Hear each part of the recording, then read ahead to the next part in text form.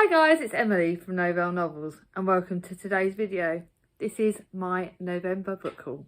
Now, before you think that this is a long video, which obviously you would have seen the length of this before I've even done it, it would have been about half the size if I hadn't have gone book shopping with Gemma on Saturday. I'm filming this on Monday the 29th. I went book shopping with Gemma on the 27th and I doubled my book size. This month I bought 25 books. 13 of those were bought, I think 12 of those were bought with Gemma. The others were bought gradually over the course of the month. I was being really good. My mum was shocked when I told her how many books I bought with Gemma. Oh yeah, there is one book that's carrying over to next month because it was bought with a Christmas present, so I'm kind of counting it as a Christmas present. But, you know me. So I bought 25 books. I've got gifted seven books, 6 by Gemma, 1 was for a readathon. So, excuse me. So that's obviously up my numbers. I've read loads this month, so hopefully if I can read loads more in the last 2 days of the month, I may be able to keep my numbers the same, or it may have gone up by 1 or 2, which isn't bad. But considering I wanted to get it dropped down because obviously December I know I'll be getting books for Christmas, yeah, this could be interesting. I think I'm going to try and pretty much have a book buying ban in December. Can I do it? Can I actually have a book buying ban in December? Or at least keep that. I am aiming, I think if I either have a ban or maybe aim to buy a maximum of like 5 or 6, that might be realistic. So bear with me. Because obviously I went book buying with Gemma and saw Gemma on Saturday, I've got the books that she's given me and the books that I bought with her in bags, because there was no point putting them away only to film it today. So some of these books will be like a case of pulling them out, and the ones I bought before that are on the shelf. So it's 2 different hauls joined together. So let's get on with it, because this is going to be a long video. The first book I got given was this, What If, for read along. It was a very emotional mental health book. My review's on Instagram. It's good, but it's very hard hitting. So that's the first one. And then now let's show you the books with Gemma. So I'm hoping I can do this without. Actually, I might move the bag up here. It's quite a big bag, you can see. She got me 6 books. So let's show you all this. Be warned, guys, we've got a crazy cat on the loose. First one she's given me is Deerbrook by Harriet Martineau. She read it for Victober this year and loved it. And it's a brilliant book. It's a bit of a battered copy she gave me, but I was fine with that. I wanted another classic for next year. Gemma loved it. I'm going to love it. And this is a grey family live in a neat white house in the tranquil English village of Deerbrook near Birmingham. So I'm looking forward to that. Don't want to know too much. Alright, so I love getting books. Oh my god, I've got a crazy cat on the loose. Then she gave me Fledgling by Lucy Hope, which is a middle grade book. She was tiny, she had wings. Her arrival was the start of everything. She loved it. It's middle grade. The owls are another sign. It's just that Cassie Eagle doesn't know what it means. I am blooming looking forward to this. Middle grade, fantasy, looks brilliant. Gemma loved it. I'm going to love it. Gemma is blooming amazing. I know she's going to get big. Then I got The Danish Girl by David Enschlop. I can't say it. This is a historical fiction, loosely inspired by a true story. This tender portrait of marriage asks, when do you know whether the person you love has to change? This was made into a film, and my sister's seen the film and loved it. It's quite controversial. This is a motion picture book, but I'm looking forward to reading it. Going down deeper into the back. Oh, this is my big one. Oh, this is the one. The Mirror and the Light. You guys You'll either have heard of my read-along announcement or you will be getting it very shortly. We're going to be doing a read-along of this series. So this is the most recent in the series. And probably one of the biggest books. It's the 3rd in the series. Don't need to tell you more about it. It's a brand new book, but Gemma still gave it to me. Thank you, Gem. That is one that I am seriously so excited about. It's filmed in time. She gave it to me in time for filming the video. Then a book that she didn't want, but she knows I would like. A Rosie Goodwin historical fiction, The Mother's Grace. I love historical fiction. This is one of the days set in 1910 in Nuneaton. Don't need to know much more. She got sent it in a book box, but she didn't want it. She knew I would love it, so that's the one book. And then lastly, from Gemma, a Minette Waters book, The Swift and the Harrier. I like Waters. Apparently this is a historical fiction / mystery. As long as the message is signed, Harriet, I shall still know how it comes from you. A swift never forgets a meeting with a hawk. Set in Dorset. Ooh, that's where my nan was. In 1642. Ooh, got to find room on the shelves, these two, because they're inclusive. So they're going to be going on my top shelf. So those are the books Gemma got me. I'll now show you the books I bought before my shopping trip with Gemma, because this is going to be fun trying to put all these away. I've read loads this month, so hopefully I've cleared room for all of this. The first one is a book that you would have already seen in my December TBR, and that's Christmas at the Island Hotel by Jenny Colburn. It's her newest book in this Muir series. It will be read on starting to be read on Boxing Day with the lovely Nikki from Red Dot Reads. It's the fourth in the series, so I've already talked about it, so I won't talk any more about it, but yep, can't believe wait for that, so that's going there. Then another book that obviously was in my video, my December TBR, Page Tunes, most short story collection of One Perfect Summer, Christmas and Other Stories. Cannot suddenly wait for this.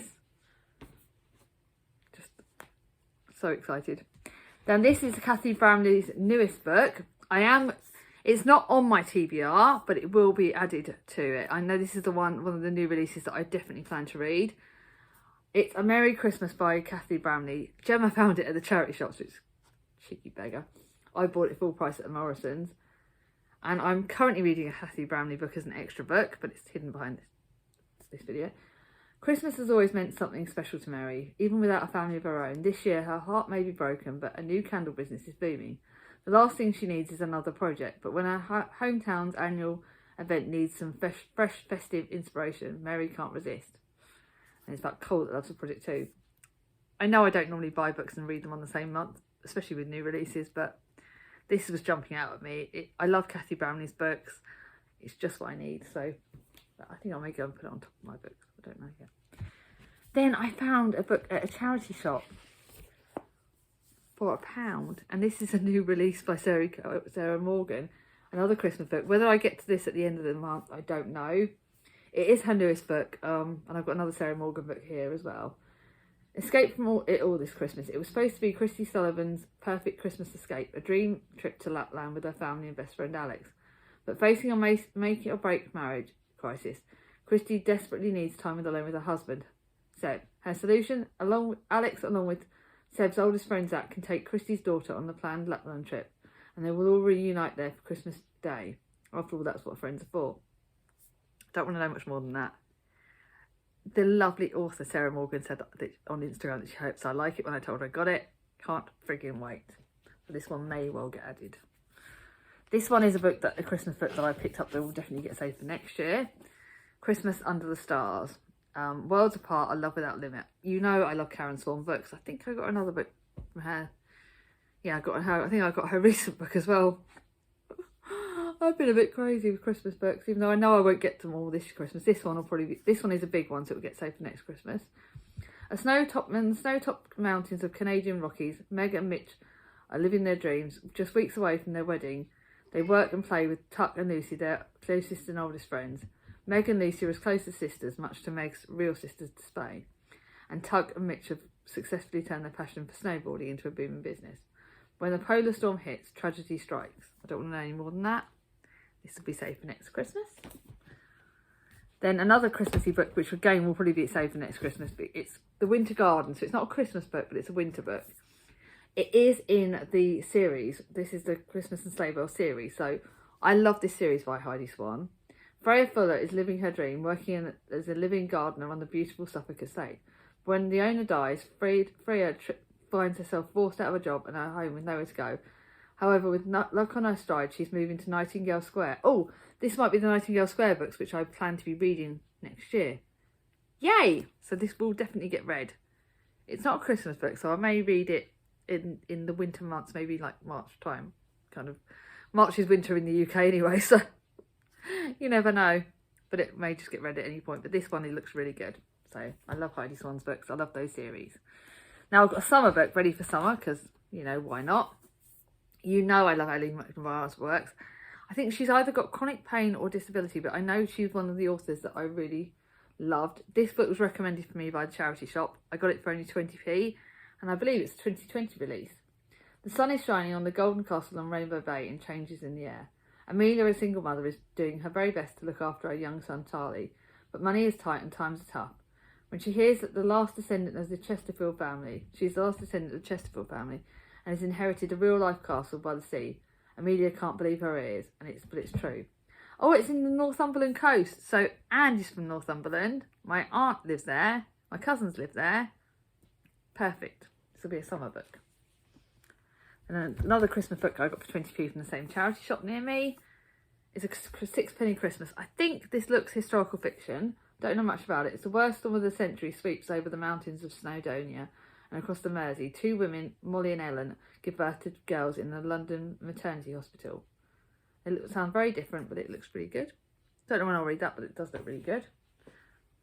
Then a pet non-fiction book, A Dog Called Hope. Don't need to know much more. Pet non-fiction about a dog called Hope. It looks really, really good. It's a moving and heartwarming story of how Jason rediscovered his life mission, his strength as a father, and through his beloved dog, his hope. Perfect. Now, a book I bought because it matches a prompt to one of mine in Gemma's readathon, but it's also is a good sounding book. Who's That Girl? Looks fun. It's been screaming at me from the charity shops for ages, and I got it. Edie thought she'd found the one until he told her he was marrying someone else. On the day of his wedding, he kisses her, and life really does go pear-shaped.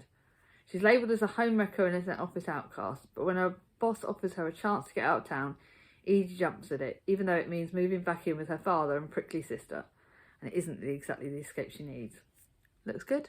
Matches the readathon. Perfect. Mad Cat. Book for the summer, but it was a new release this year. Got it for £1. Actually, I think I got it for 20p actually, maybe. I can't remember. But Summer Seekers by Sarah Morgan. This has got a leading protagonist, Kathleen, who's 80 years old. And after a run-in with an intruder, her daughter wants her to move into a residential home. She's not having any of it. What she needs is adventure.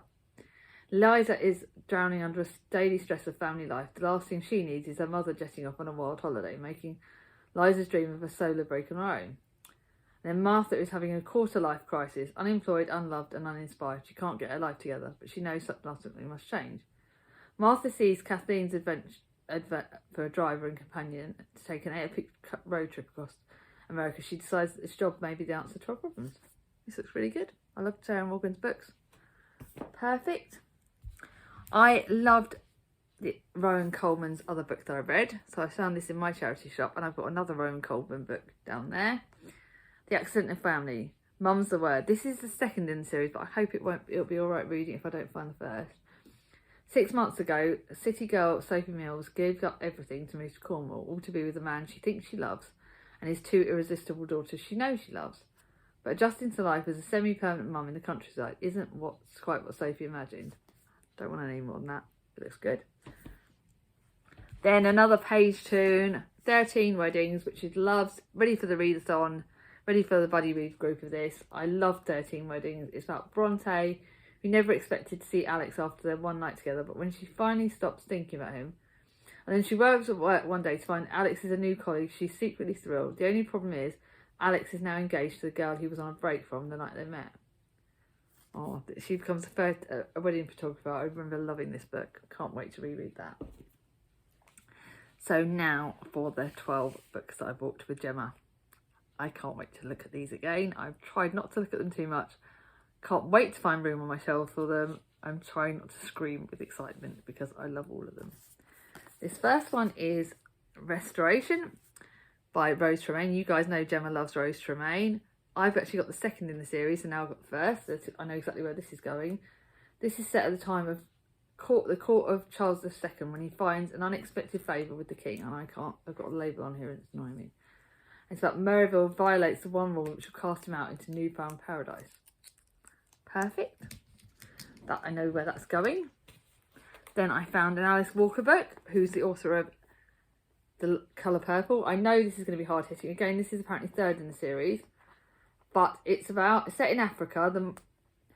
When Alice finished writing The Colour Purple, she realised that she needed to tell the story of Tashi, a minor character who'd left Africa but had taken her wound with her to America.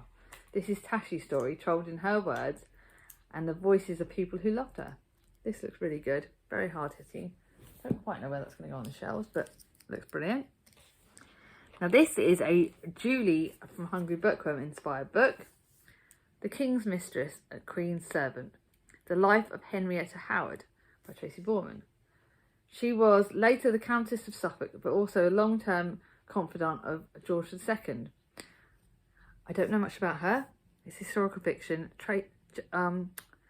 Julie loves her work. Had to pick it up. The next one is the second in this series, The Workhouse Angel. I've got the third. I've read the first, so I needed the second. Angelina was abandoned on the doorsteps of Brownlow Workhouse when she was just a baby. Her only possession is a rag doll she held under her arms. Nicknamed Angel for her golden curls, she's adopted by Mr. and Mrs. McBride. At first, Angel is so happy to found a caring family to save her from the drudgery of the workhouse, but her new parents are not the beloved guardians they first appear. Prepared that for very hard hitting. Now do I pick? I'm trying to think which book I pick. I've just been told by my sister that this author is problematic. Didn't realise it at the time, so dreadfully sorry for that. Actually, no, this one's not on that. That one will go on the next haul. Oops, sorry. I'll go on my next haul. Did not show you that. Next one is Hard Pushed, A Midwife's Story. This is a non-fiction book. It's about the midwife's story, obviously. No sleep for 24 hours, no food for 10, and a ward of soon-to-be mothers. Midwives are here for us all in the most challenging, empowering and defining moments.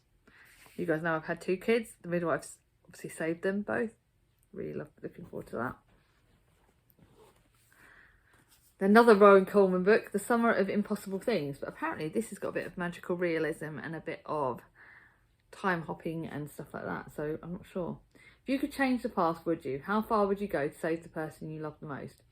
Luna is about to give everything she can to save her mother's life, even if it means sacrificing her own. Know exactly where that's going, but that looks gorgeous.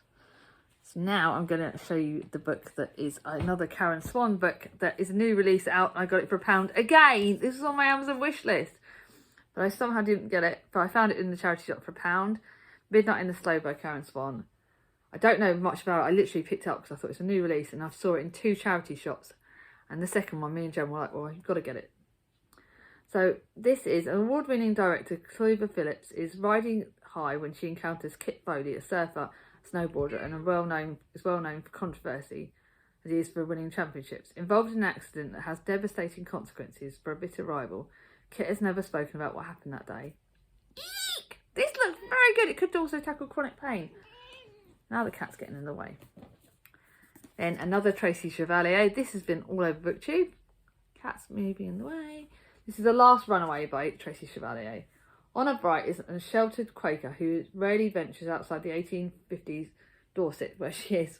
Sweet. Opposed to the slavery, she defines and divides a country where she finds her principles tested to the limit. This looks really good. Know exactly where that's going on my shelves. Here we go now. I might have to bring the bag up actually.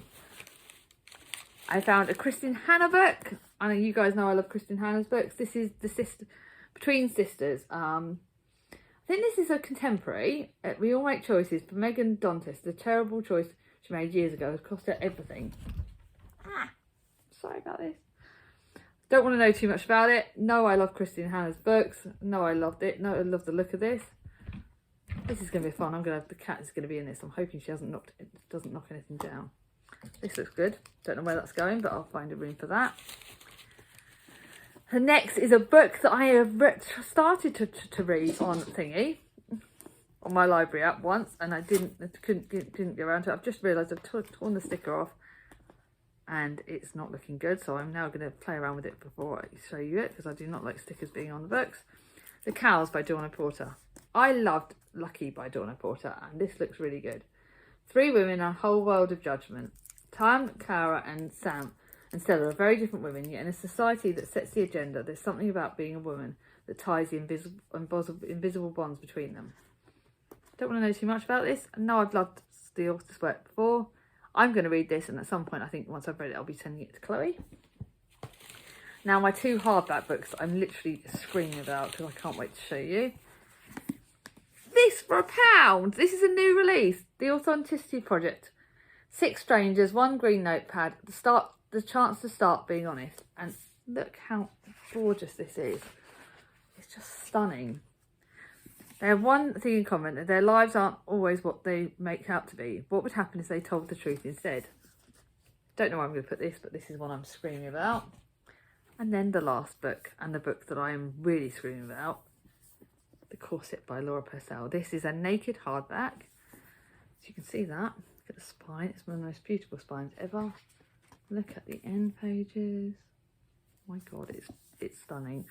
I loved, and I repeat, loved one of the author's other silent companions. Victim or villain, mad or murderer. This looks stunning. I don't need to know.